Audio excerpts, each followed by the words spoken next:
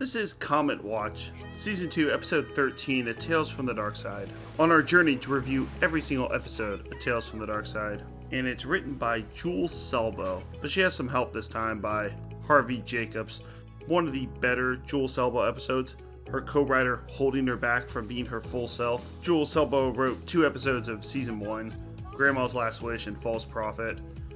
And we get a similar theme and characters in this episode too. People being very noisy and loud in the name of comedy. That's right, this is another comic episode, kind of. And it features Charlene Ames, who we also saw in Grandma's Last Wish, and someone that Jules Selbo cast in a lot of her episodes. He was also in the Monsters episode, Mr. Schwalber. I'm a schlabber. That's what I said, Mr. Schwalber.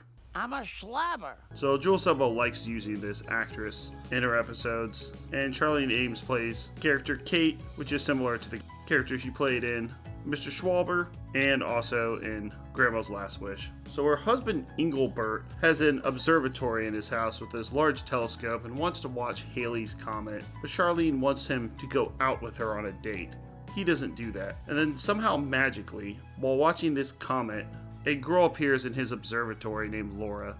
This happened in a previous episode, Ring Around the Redhead, where magically you just look into a telescope or you're sitting in your room and a girl appears. Did you just come through this telescope? My hat! Phew. I paid the better part of $1 for this hat. Back from where? I rode the Comet. You rode the Comet? Are you here for my wedding? The girl comes into his observatory through his large telescope. Apparently she's a comet rider. That's right, she was riding Halley's Comet and then somehow ended up in his observatory through the telescope. They don't really show this, she just sort of appears. And she talks about how she's ready to get married. They have her dressed up looking exactly like Dorothy from Wizard of Oz. This is a Jules Selbo nod. There's not going to be any horror in this episode, or really any scares or thrills. But it's not very funny either. I guess you could say it's a slightly comedic drama. A love story, if you will. She then asks what year it is, and he tells her it's 1985. You know, this might seem a little confusing. Girl just appearing, talking about how she's going to get married, and she's from the past, but I'll let her explain. This is a well-written episode, with Jules Selbo at the helm, so she has obviously thought this through. Between out there and down here. It only opens when Halley's Comet comes close to the Earth, like tonight. And then everything started to shake, and I was drawn right up the scope. I was floating in the breeze. So, you get it?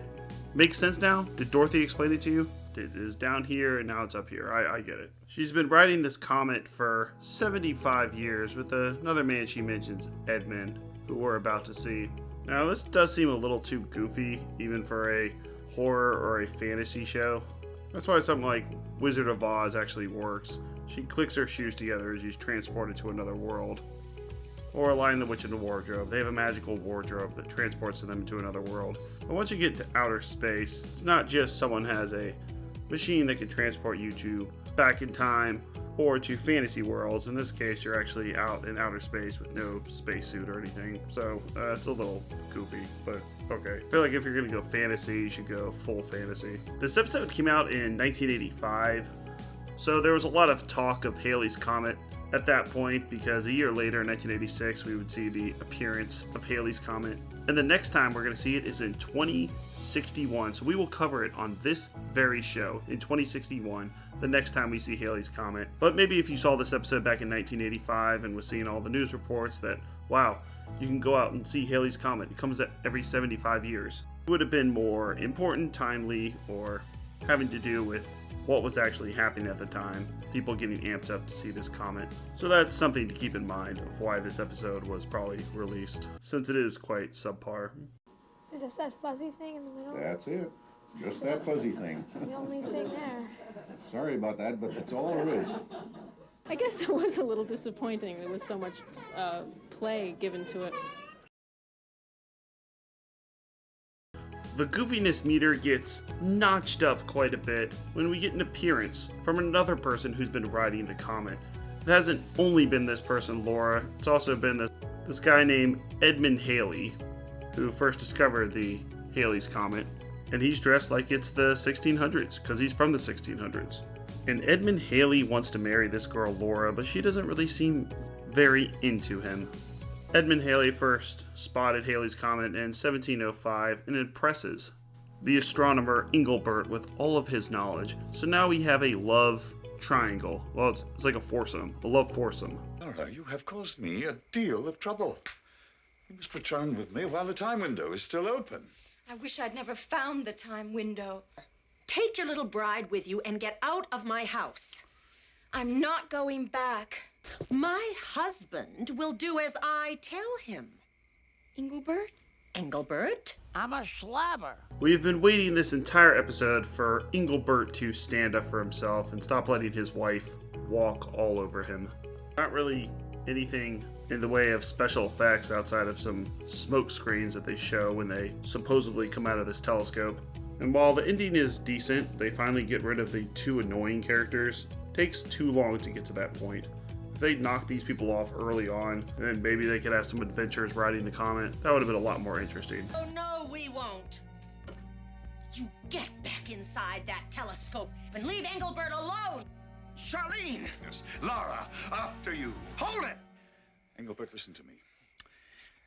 There's going to be a supernova next. You see, Laura, the girl who came from the Comet, doesn't want to be with Mr. Edmund Haley. She wants to be with Engelbert, the guy who owns the observatory. And so they hatch a plan, kind of, so that the annoying wife, Charlene, and Mr. Edmund Haley get thrown off into the Comet, and they can go out into the universe.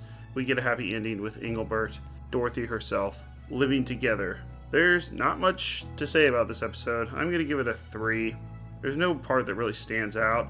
There's slight chemistry between Engelbert and Laura, but it's very brief. They only spend a few minutes together alone before the annoying wife comes in and the annoying Edmund Haley. It reminds me of like a precursor to something like Bill and Ted's Excellent Adventure, except that one actually had jokes. Next up is episode 14 of season 2, Dream Girl. That has a resounding 3.9 on IMDb. This is one of the lowest rated episodes of the entire series, yet we're going to find some good in it, because I actually think there is some good in it. It's a dream episode, so dream episodes tend to polarize people since you can't really tell what the hell's going on half the time. But a group of theater kids get trapped in this dream world, and we're going to explore it. Stay tuned for Dream Girl. And check out our playlist for all episodes of Cowboy Bebop, Monsters, Tales from the Darkside, this series, and Fear Itself in order. Thanks.